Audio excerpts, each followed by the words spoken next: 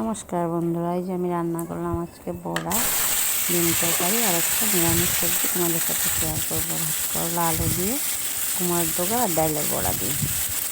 ভাত করলা আলুগুলোকে প্রথমে ভেজে নিলাম হলদি লবণ দিয়ে, তারপরে আদা কাঁচামরিচ বাটা অল্প জিরার গুঁড়া অ্যাড করে ওকে দিয়ে ভালোভাবে ভেজে নেব।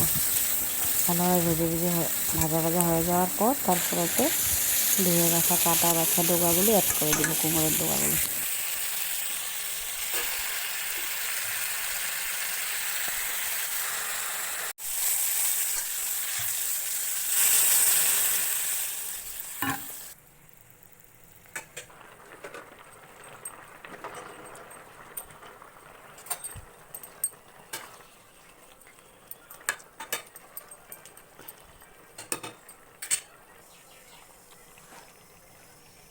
क्लास